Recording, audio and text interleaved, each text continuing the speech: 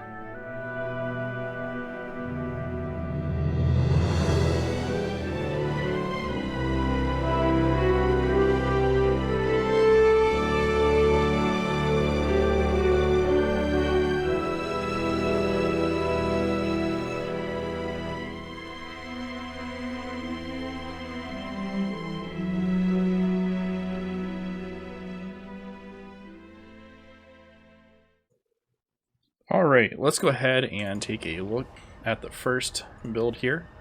And I will also put these build codes down into the description as well.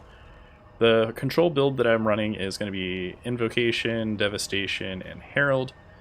As you can see, none of the trait here are going to modify the either quickness or any other modifier to attack speed, which is where you're going to be getting your increased harvesting rate. There is a trait in here for moving faster, however I'm not going to be using that in the specific example, if you noticed. Just that way the control is untainted by any other tertiary modifiers. Also, you will notice that we are using the exact same tools across all of the harvesting, which is the Consortium Harvesting Sickle with the Volatile Magic Glyph, the Chop It All Lodge Axe, and the Alright, let's go ahead and take a look at the build that is the easiest to run out of all the builds. This one specifically is Spellbreaker, the most important being the Arms trait, though we do get a little additional discipline from the Discipline trait. When I was running it for the footage, I was running without Warrior Sprint, but Warrior Sprint will add some increased efficiency getting from node to node.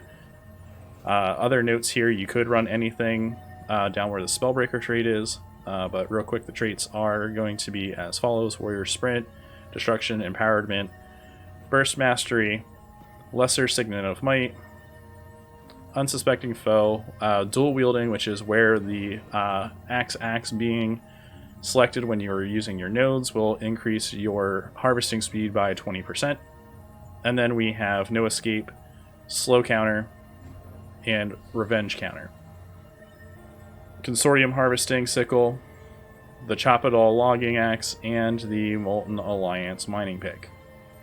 Let's go ahead and move on to the Firebrand build. Alright, let's go ahead and talk about the third and final build that was part of this demonstration, which is the Condi Quick brand, which I generally will use for raids, using the Radiance, Virtues, and Firebrand.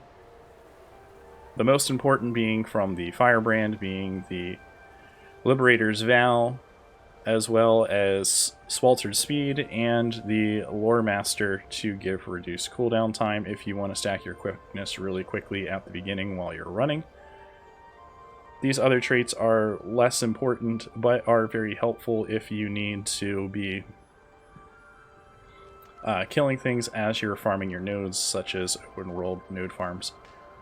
Other thing that I will note that is super handy about this build is you do have a Aegis on demand so that you can block while you are in the middle of your node harvesting. That way you don't have to get into combat, and you can very quickly remount and disengage any mobs that you do not want to fight. But if you do end up having to fight, this build does also provide a rather healthy amount of damage to get rid of those foes pretty quickly.